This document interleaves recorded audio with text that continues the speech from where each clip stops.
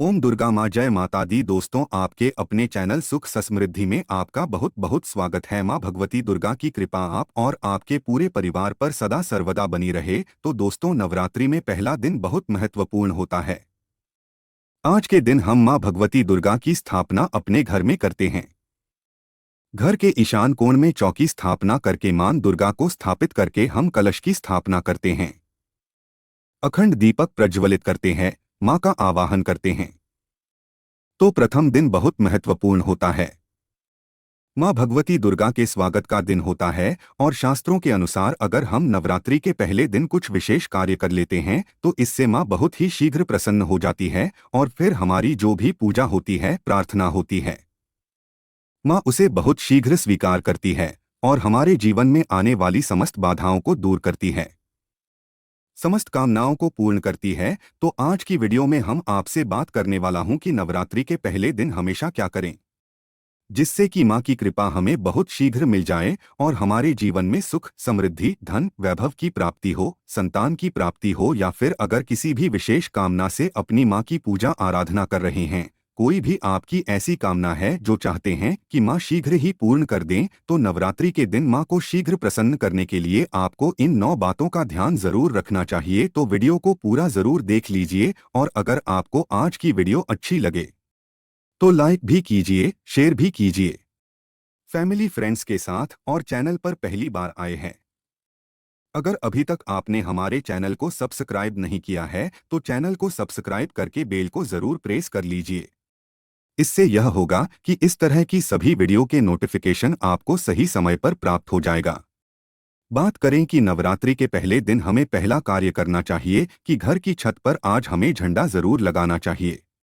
झंडा मतलब ध्वजा, लाल रंग का त्रिकोण, ठंडा होता है और उसके ऊपर बना हुआ हो, जय माता दी लिखा हुआ हो। ये मार्केट में बहुत आसानी से मिल जाते हैं, नहीं तो आप घर पर भी स्वयं से बना सकते हैं। तो एक झंडा त्रिकोण आप लेकर माँ को पहले दिन उनके चरणों में अर्पित कीजिए। जब पूजा कर रहे हैं सुबह, तो उसके बाद पूजा के बाद वह झंडा अपने घर की छत पर लगा दीजिए। इस झंडे को घर के ईशान कोण में यानी के उत्तर पूर्व के कोने पर, अगर वहां पर जगह ना हो तो आप उत्तर दिशा में इस झंडे को लगा सकते हैं, जहां भी आप ये ध्वजा लगाते हैं। इसके साथ आप ध्यान रखें कि आप वहां पर एक दीपक जरूर प्रज्वलित करें। झंडा लगाते समय इससे क्या होगा, इससे यश की वृद्धि होती है। देखिए, जब हम झंडा अपने घर पर लगाते हैं जो कि हमेशा लहराता रहता है, तो यह इस बात का सूचक है झंडा की आपको जीवन में सफलता की प्राप्ति होगी, यश की प्राप्ति होगी, मान प्रतिष्ठा की प्राप्ति होगी, समस्त प्रकार के सुखों की प्राप्ति होगी। मान सम्मान, यश, प्रतिष्ठा, धन की वृद्धि, सुख समृद्धि, सभी प्रकार की जो चीजें हैं वह प्राप्त हो जाती है।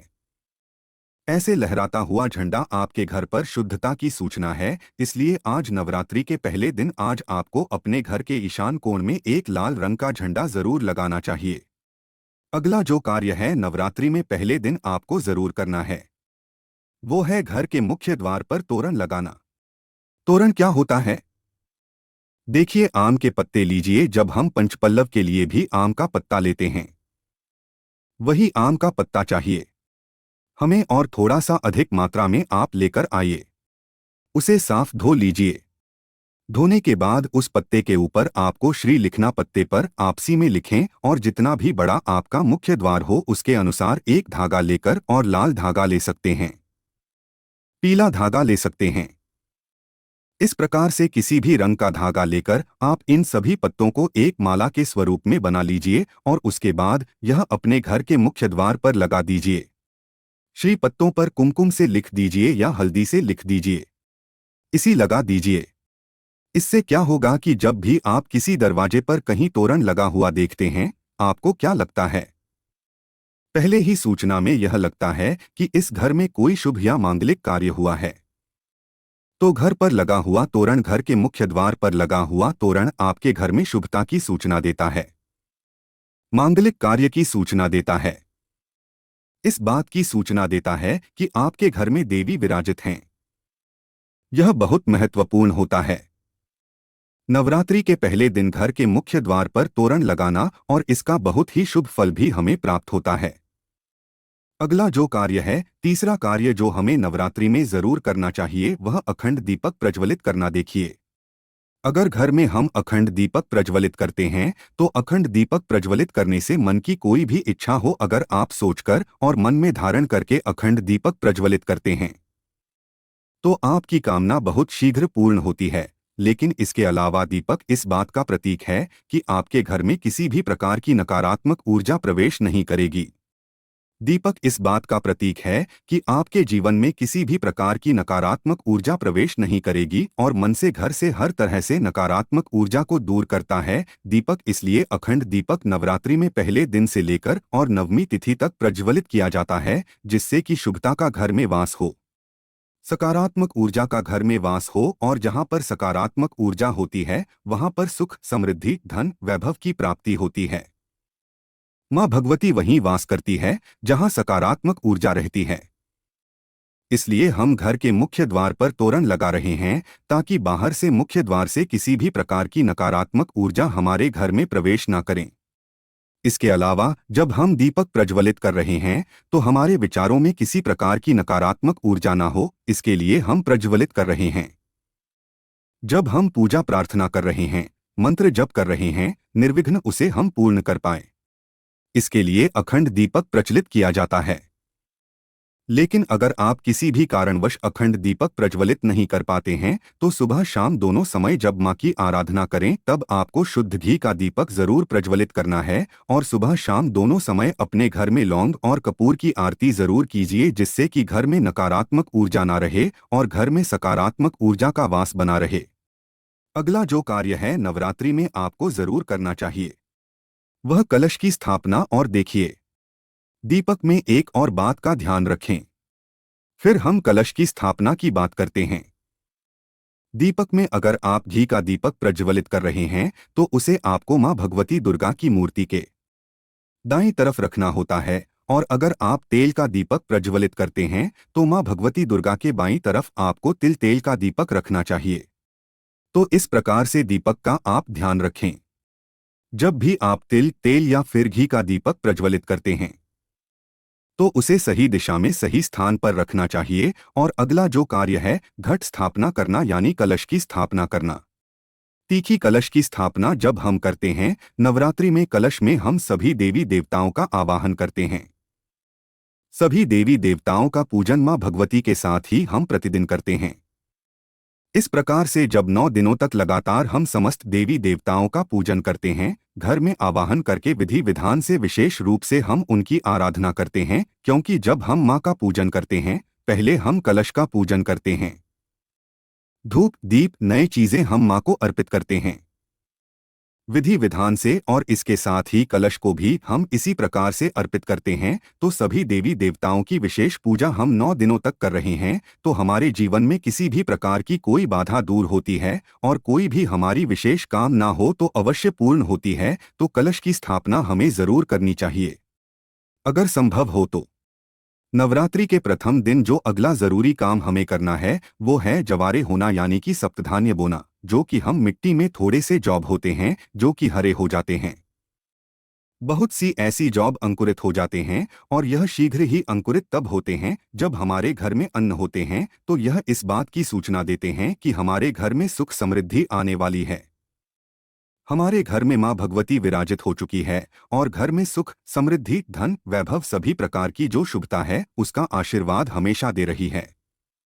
तो घर में अगर आप जॉब होते हैं, सप्तधान्य बोते हैं तो बहुत ही श्रेष्ठ माना जाता है। नवरात्रि के प्रथम दिन हमें जरूर ये करना चाहिए। और अगला जो शुभ कार्य है जो नवरात्रि के प्रथम दिन आपको जरूर करना चाहिए। वैसे तो बहुत से भक्त नवरात्रि के पूरे 9 दिनों तक व्रत धारण करते हैं। बहुत से भक्त जल पीकर या फिर फलाहार के द्वारा इस व्रत को धारण करते हैं। लेकिन अगर आप पूरे नवरात्रि व्रत धारण नहीं करते हैं तो नवरात्रि के प्रथम दिन आपको व्रत धारण जरूर करना चाहिए। नवरात्रि के प्रथम दिन और अंतिम दिन यानी नवमी तिथि पर, यह अष्टमी तिथि पर आपको व्रत जरूर करना चाहिए। तो प्रथम दिन बहुत महत्वपूर्ण है। मां भगवती दुर्गा की आराधना करते हैं, विधि विधान से उनका आभार करके पूजन कर रहे हैं, तो प्रथम दिन आपको व्रत जरूर करना चाहिए, और संभव हो तो पूरे नवरात्र व्रत करना चाहिए। पूरे नवरात्र जब हम व्रत करते हैं, माँ की पूजा आराधना करते हैं, सात्विकता के साथ माँ की आराधना करते हैं, तो माँ शीघ्र ही प्रसन्न होती है। लेकिन व्रत भी धारण करें। जब आप स्वस्थ हो, पूर्ण रूप से अगर आप स्वस्थ नहीं हो, व्रत रखने में असमर्थ हो, तो सिर्फ आप शुद्ध सात्विक भोजन यानी कि बिना लहसुन प्याज का भोजन लेकर माँ की आराधना सुबह शाम करें। तो सच्चे मन से भक्ति भाव से हम माँ की आराधना करते हैं तो माँ शीघ्र ही प्रसन्न होती है।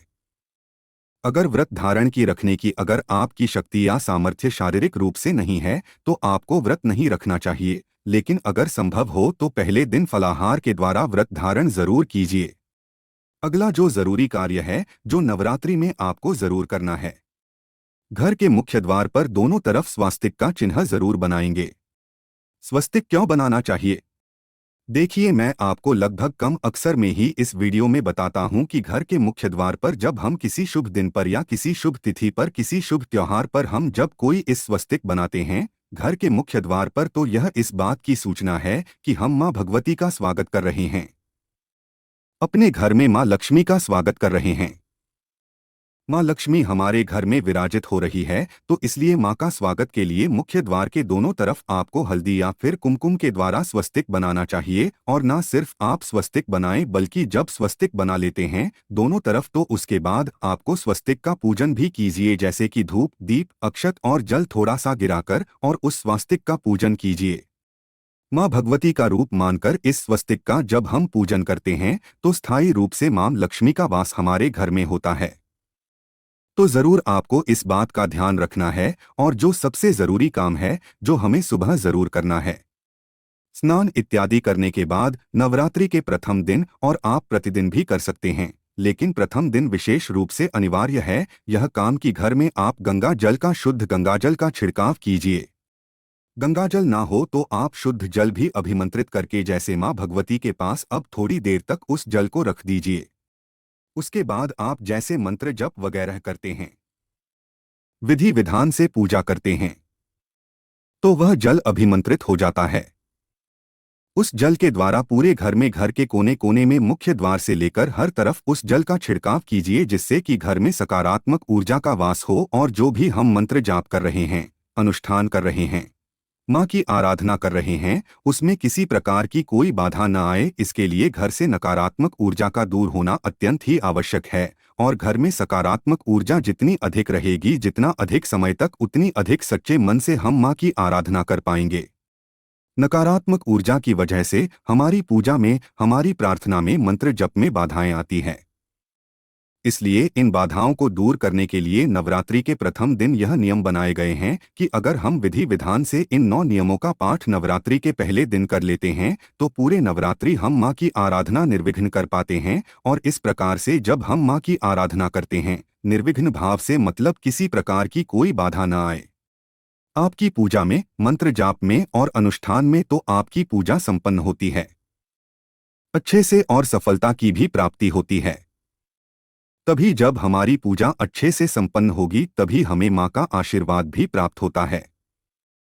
इसलिए बहुत आवश्यक है इन नियमों का पालन नवरात्र के प्रथम दिन करना। आशा करता हूँ आज की वीडियो आपके लिए अवश्य उपयोगी होगी। और आज की वीडियो अगर आपको अच्छी लगी हो तो लाइक जरूर कर दीजिए, शेयर कर दीजिए फैमिली फ्रेंड्स के साथ।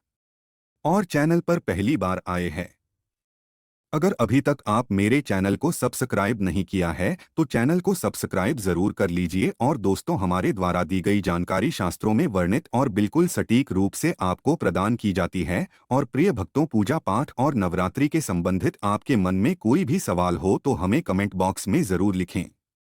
धन्यवाद।